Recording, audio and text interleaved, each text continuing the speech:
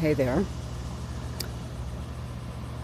You know, um, Tom Hennessy was classic. I mean, he was a good friend of mine. I miss our conversations. We talked like twice a week on the phone. The year before he died, he wanted me to take, he kept asking me, do you want rescind? I says, are you crazy? I don't want to deal with those people. um, uh, and yes, he did leave Bill Reeves speechless. He told me a number of stories because I had no interest in going to the conferences because to me, they were all a sham. Nothing got done. Nothing got done, you know? Uh, anyway, Tom, you know, he was classic, you know?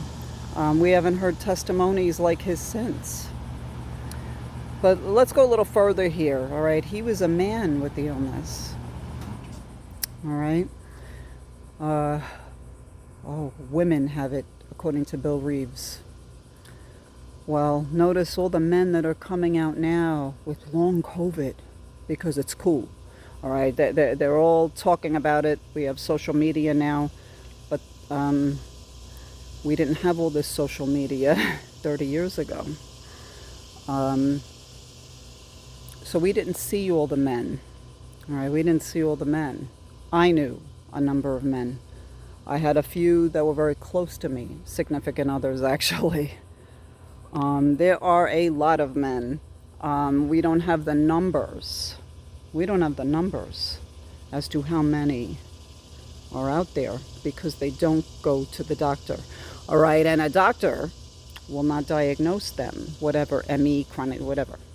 They won't diagnose them. They'll diagnose them with something else. All right, so really, the men, not all the men would end up getting to these researchers. All right. I'll tell you a story.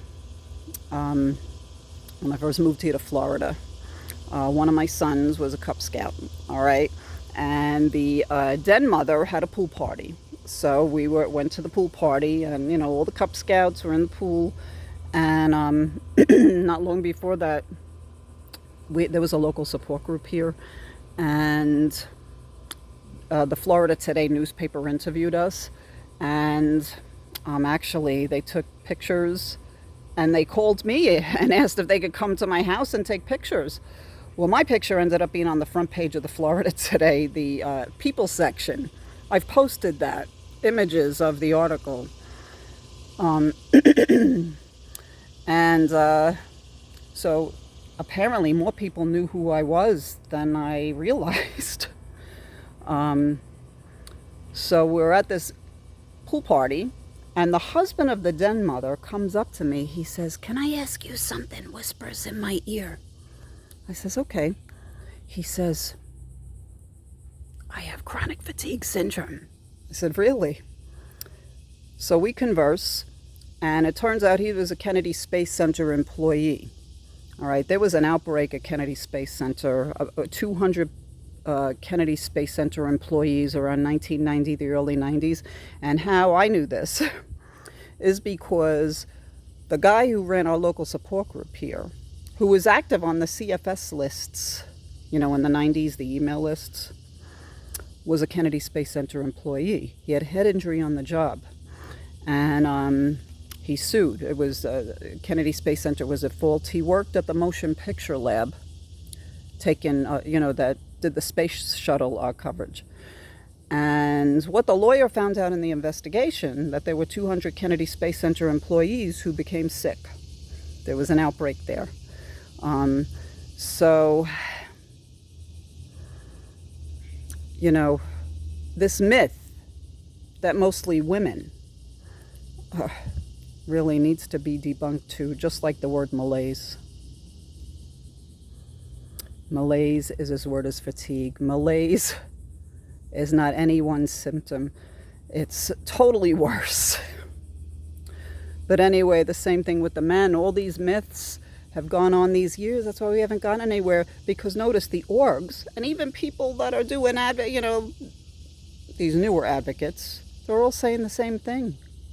Oh, women, they tried to do the women's platform. I don't like that women's platform. I'm a woman, and, my background, that women's platform makes women look like victims. It does. It makes women look weak. It doesn't make women look strong. People laugh at that women's platform nonsense. So really, all these myths that even the researchers perpetuate actually contributed to us not really getting anywhere. We need more testimonies like Tom's.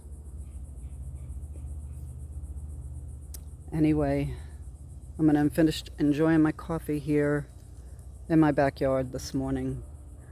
And I'll see all you guys on the Twitter and Facebook.